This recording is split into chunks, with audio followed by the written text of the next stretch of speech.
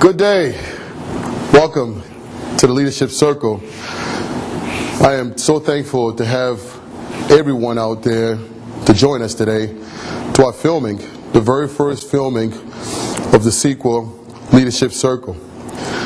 I will be the host. My name is Rob DaCosta, and I'm so excited about just even hosting this program because this is one of those programs that I've never experienced growing up as a young leader, and even as I got further along in leadership.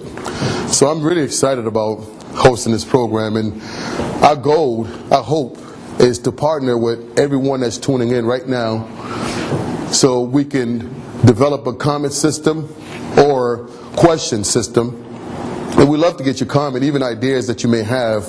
And also I want to partner up with all the guests that we will bring on this program to establish great insight that we can deliver to you every single segment that we have filmed. So with that saying, I want to transition to what we're going to actually have as the first segment. And this segment is a little hot one. I love this one here because this one here really distinguishes and it gives value and it gives essence to what real leadership is all about. Because lately I've noticed a couple of things. The last maybe 15 years I've noticed how the transition of leadership has become. Before we was clearly defined leadership and we had expectation on leadership. It's always been elusive, but now it's gotten even more elusive because we've had a lot of different other offices that's infiltrated into leadership per se, like administration and also like management. It seemed to be lumped up in the same category with leadership, but there's some gray areas there that we can look at, but also there's a distinctive difference between the three of them. Today I want to focus on the one aspect of all of these different things and what makes them separate, what makes them different, what makes them distinctive from one another. And for me, I always think about the mindset of each and every one of these particular office. So when we come back, we'll sit down and we'll review some of the aspect of each and every single one of these offices. And thank you once again for joining us with Leadership Circle, our very first film. Welcome back to the Leadership Circle. Like I mentioned earlier, I want to welcome you guys and thank you for tuning in with us. This is our very first filming, very first sequel of the Leadership Circle. And the segment that we're talking about this afternoon or today is the difference between leadership, management. All right? Leadership versus management. And it's a hot topic. As you can see, I took my jacket off because it's going to get a little sweaty. But I also want to make it clear that the two distinctiveness that I see in both of these particular offices, I mean, we added administration earlier, but we're going to just kind of put that aside for now and solely focus on leadership and management, because I think management is probably infiltrated the church leadership or leadership in general a lot more than administration, because we can put people in position of leadership when their strength and their God-given gift is actually management. And management is not a bad thing, it's just not leadership. And so let's clear that up right from the beginning. I had an opportunity to interview a president of a corporation, an aerospace corporation, and I posed the same question to him concerning leadership versus management. He says, like I was thinking, there's a gray area between the two of them. You know, we can cross paths from time to time, but it's totally distinctive offices. And so leadership to me has always been the mindset more than anything else. And management also, that's the gray area we're talking about. Management also is a mindset. But it's two different kind of mindset. Leadership to me is more the architector, goal setter, the expectation setter, the trend setter, the catalyst, and management to me is more the carry out. the individual who can take a goal, organize people, and accomplish and get results. Leaders is a guy that comes into the room and he says, what can we make greater? It's good now, but what can we make greater? And that's always been the thing that I've always admired about leadership. And I love management. I would love to be a great manager. But leadership is my God-given gift. So we're going to spend a little time on that side of the fence, and then we'll transition over to management. Welcome back to the Leadership Circle. We're here talking about the difference between leadership and management. At this particular time, we're going to focus more on leadership, and we'll put management aside for a little bit, and we'll get back to that because it's very crucial to see the distinctive difference, so that way we can not be fooled or be deceived in who we are truly. And if you're a good manager, be a great one. And if you're a good leader, be a great leader. But our goal is to inspire and to motivate and to give perspective. You know, perspective to take your leadership insight to a higher level, and to motivate you to take your leadership to a higher level, and hopefully to inspire some to enter the circle of leadership even, because I believe there's some people in the leadership circle that should actually be in the management circle. And I believe that there's some people in the leadership circle that shouldn't be either in a management or leadership. They should just be out of the circle and be a good member in terms of a team and just be a productive or a great contribution to the team. And I also believe that there is people outside of the circle that should actually be inside the circle, whether it's leadership or management. And that's our hope, to motivate and to inspire and to give perspective so people can actually take on that challenge of being a leader if that's their God-given gift. And if you're a manager, that's your God-given gift, and jump in that arena. You know, one thing I've learned over the years about leadership, and I've come across many different leadership, you know, from Boston to Arizona to Miami, LA, and even me being originally from Africa and my dad being a general in the Army, leadership was something that was basically groomed into us. It was bred into us. It was something that we expected. I've never seen anything different other than leadership. Now, doesn't make me a super leader, doesn't make me the best leader. It makes me one that has the foundation. And as I continue to learn and continue to study and continue to research and continue to develop, hopefully in the near future, with my guest panel that I will be having in the next segment, we can all learn from each other and we can all become great leaders. But the most critical thing I've learned about leadership is that leadership has to be a man or a woman of integrity. A man and a woman of integrity. And that's just an awesome thing. That's just an awesome thing. Now, doesn't mean that you are perfect. It just means that you have an integrity that surpasses the average. You know, you can make a mistake, own up to it. You can be at fault over here, own up to it. You know, that's pretty much to me what it means to have integrity. And if you can't do what you say you can do, don't mention it. Figure out how to make it happen and then jump in there. That's probably the most critical thing I've learned about leadership. If I would take a scale to 1 to 10 and I would list what's the highest in terms of value from 1 to 10, integrity would be number 1 for me when it comes to leadership. We'll be right back. All right, welcome back to the Leadership Circle. We are talking about leadership and the distinctive difference between leadership and management. And before we went on commercial, I mentioned some of the things I've learned about leadership, and integrity was the number 1 thing that I've learned when it comes to the mind of a leader. And another thing I've learned about the mind of a leader, I mean, there's 3 different leadership I've learned over the years. One is the traditional leadership, and they have their strength and they have their weaknesses. And the second I've learned was the management, micromanagement leadership. And I've also learned the hands-off leadership. Like I said, they all have their strength and weaknesses, and sometimes the hands-off aspect of it, if you don't strengthen the backside of it, that hands-on could be a weakness, not a strength. But we can always make it a strength, and I'll talk about how we can make that a strength. And then you got the micromanagement. If that's the primary thing that you focus on, and you don't strengthen the back end of it, that micromanagement aspect of it can become your weakness. And then the traditional aspect of it, if you don't strengthen the backside of that, the tradition part of it can be your weakness. Now Jesus exemplified all three of those things in so many ways. Jesus came traditionally. This is what was set right from the beginning.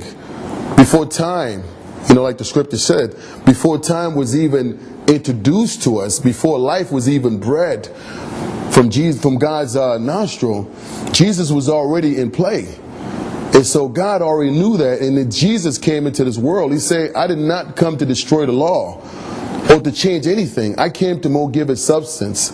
I wanted to give it better direction. I wanted to give it a spirit of the law. So that way we can know how to properly use it. Not to be closed-minded, but to be open-minded and using the tradition as a fundamental to our leadership. Not to be something as an obstacle where we don't transition and we don't learn new things, and we don't channel new directions. But keeping the fundamental of leadership in the tradition. And then that micromanagement aspect of it, he literally said he wants to manage disease, people's issues per se, but not people in general. That was not his goal. His goal was to give you what you need, to manage what you was weak in, what you was lacking, and then to give you an opportunity to go ahead and flourish as an individual. And the hands-on leadership and how he made his stronger is that he took 3.5 years and he trained and he guided and he loved and he served. And then at the end, he took 40 days and he gave him instruction and he sent him out. And he said, go do what I've taught you over the last 3.5 years. I trust you. I believe in you. I'm going to be hands-off indirectly, because the Holy Spirit is going to guide you, and I will always be with you in the Spirit. Just like a leader who's hands-off with his people, doesn't mean he traveled to a whole distant place, but he's given instruction. Now he can be an overseer and be totally hands-off and totally trust. 3 different styles of leadership that I've learned in the mindset of all 3 different ones. We'll be right back. All right. Welcome back to Leadership Circle. My name is Rob DeCosta, just in case you're now tuning in. And we're talking about leadership versus management. It's not a fight between the two. It's actually 2 incredible offices that's beneficial to the church, to jobs, businesses, corporation. We're just trying to get the distinctive difference between the 2 of them so we can understand if that's my God-given gift, I need to flourish there. And if this is my God-given gift, leadership, I need to flourish there. Because a lot of time I realize that when you're a leader and you're forced to manage, it can be a frustrating thing. You are actually underused. And if you are a manager having to look at leadership expectation, you can be overwhelmed. Because that's not your mindset, that's not the direction that you think, that's not the way you drive, that's not the way you focus, that's not the way you flourish, that's not the way you perform. And so we're trying to get the distinction between the 2 of them. But this particular segment, we're going to focus solely on leadership and the aspect of leadership. And another thing I've learned about the mindset of a leadership, because it is a mindset, because at some point in leadership, you run out of resources, you run out of skills. Is the mindset to make it happen, determination to be resolved to make it happen. That's the difference. See, a manager can get to a certain point where they go, you know what, I need to pull in some extra people here because I just don't know what direction to go. I don't know how to channel this new direction. A leader goes, hey, we'll let you know when we get there. How was it? And so another thing I've learned as the church started to increase, as your business continue to grow, one thing you got to have in your mind as a leader, anticipation. You got to have anticipation. Anticipation is going to save you. Whether you believe it or not, it's going to save you. It's going to give you something that you probably never thought. Anticipation was one of the things that I've learned from just the book Acts itself on leadership.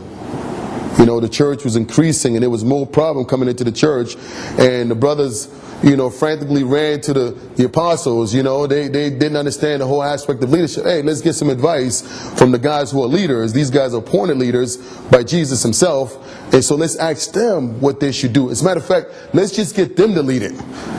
And Jesus gave them responsibility. They understood that responsibility. They was not going to veer off course to get to another place where they can do something else.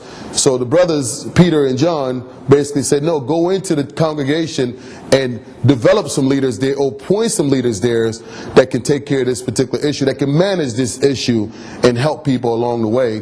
And so now as we see our businesses, as our church grows, do we have that same anticipation that there's going to be issues that we're going to have to think about in advance? The single ministry, can we get some people married? Can we get some people on dates? Because sooner or later, people are going to search for these needs, and you want it to be searched out in the church with God, because that's where it's going to be met, and that's where it's going to be fulfilled. All right, we'll be right back to the Leadership Circle. My name is Rob DaCosta. I'm the host of this program, and today we are focusing on this segment of leadership and management. What's the difference? And another thing I've learned over the years, right before we went on commercial, we were just talking about anticipation and how that can be such a critical thing in our leadership, because when you anticipate, you can plan for it and you can have a course of action going into it. And you can have a better opportunity to execute something that's good because you've already thought it through, you already anticipated it. The church is growing. Yeah, you anticipate there's going to be problems. Can you develop leaders that can meet those problems or fulfill the expectation in those areas? You have the team ministry. Can I develop, you know, along with God, raise up some young men who would have the possibility of being leaders, anticipating that, you know what, you guys are going to have to stand on your own eventually. You know, to have the single mom and to understand the aspect of the single mom, the father may not be there for their kids. And how can we develop a system around these single mom to help them and to help the kids understand the role model of a male? You know, marriage, can we anticipate something there? How can we continue to nurture our marriage? You know, I recently just got married, and there's a system that we put in place, but it's my mindset that drives the system. It's not the system that drives my mindset. So we have goals and we have plans, we have things that we do, and we have focus that we have every single day. I've dedicated time to my wife consistently, you know, and I understand the most critical thing, that she has to always be presented by me, for me, as radiant. And just understanding that mindset, I do whatever. And my first approach is to serve her. A leader serves first. Inevitably, he will be served later. And I like the whole aspect of Jesus washing the feet of his disciple. The ultimate attitude and mindset of loving your people, serving them. I'm not talking about giving them sermons after sermon. I'm talking about going to their house, helping them to clean up, helping them wash their house, watch their kids, you know, go grocery shopping with them, having that life with them. I like what Paul says, not only that we share the gospel with you, but we also share our life with you because you become so endearing to us.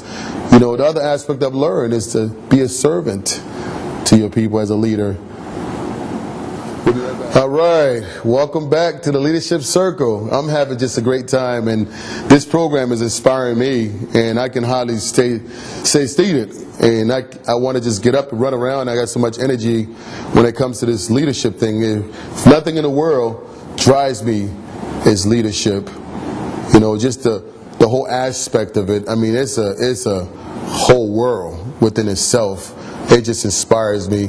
And the other thing I wanted to talk about, the leadership mind, is the best leadership that you're going to ever have is Jesus-like leadership. And the Bible says, be imitators of Jesus. Be imitators of Jesus. Ephesians chapter 5, right at the beginning. So be a follower of Jesus as far as your mindset, your behavior, your action. I just recently had a conversation with a brother, and we were talking about just how to be a leader. And I go, bro, so how you doing? And he goes, well, you know, I did this and I messed up here. And I said, well, listen, why you think you messing up? Well, I need to change. I go, well, let me help you with something about change. You need to grow, bro. You don't need just change. You need to grow. And growth always produces change. Change don't always produce growth. Just understanding that. And I want to transition to something that's really good. And this right here focus on traditional leadership. From tradition, we've learned that if I have a son and I'm a king, automatically my son is the heir to my kingdom, to my throne. But God thought differently. God said, you know what? No, I want a man who's after my own heart. That's the mindset to be like Christ, to be like God, and to exercise the principles and the values that God is pleased with, that God ordained on his own. The Bible says God is love, and therefore God has characteristic, and love has characteristic. God said if you can be rooted in love, you can establish those characteristics. So when I look back at the Bible and I look at the life of David, Jonathan, and Saul, and you can easily look at that picture and say, well, Jonathan is inevitably going to be the king. And God says, no, I want a man after my own heart, which is David. And traditionally, we have kids, and we automatically assume that our kids is going to be groomed into what we do. And all along, God may be saying, that's not his gift that I've given him. You want to shape him and reshape his gift that I've given him. One, the kid is never going to be happy. He's going to live for dad, not for God. He's going to live for mom, not for God. And so understanding that the leadership that we need to have, the passion that we need to have in our leadership has to be God-centered. And it has to be something that God ordained. And it has to be a gift that God has given. Because if it's not from God, then it can't be utilized for God. And just to end this segment on the leadership aspect, and we're going to transition to the management for a little bit, and then we'll get back to the leadership. But having a mindset of being a man of integrity, you know, that kind of just gives you the overall picture. That integrity is kind of what keeps you humble. That's what keeps you humble. That's what keeps you sober. That's what keeps you seeking advice. That's what keeps you learning. That's what keeps you developing, equip yourself. That's what keeps you growing. When you look at it in a nutshell, the essence of leadership is to continue to grow and to help other people to grow. Not just to run a system to accomplish things or to be a person who brings result, but to help people go from good to great and to help people to be cultivated to maximize their full potential as God has done for us. We'll be right back. All right, welcome back to the Leadership Circle. My name is Rob DaCosta once again. If you're just now tuning with us, we are discussing the difference between leadership and management. Before we went on commercial break, we were talking about how God ordained his leaders. And the most critical thing about a leader, the mindset of a leader, is you can't be biased. You can't look at tradition. Oh, this guy right here comes from a lineage of leaders, and therefore he's got to be a leader. That could be possibly true, and it could possibly not be true. And so the other aspect I've learned about leadership and the mindset of leadership is how do we detect leaders? That's a very, very tough thing to do. But I always look at the behaviors, not the behavior in terms of the person coming to church, but how well of a student is this individual? How well is the teachability of this individual? And let's kind of, because it's kind of a vain comment, being a student is having yourself strapped mentally to be a student. You always constantly be in a position to glean information, to research information. And to be a teachable is to have the mentality where you are taught and you are learning, you are developing, you are changing and growing and having that kind of mentality. And then you have that equipment. You got to equip yourself constantly. Equip yourself. You got to be empowered. You know, we got to be in a position where, can I empower this individual? Can I equip this individual and then empower him?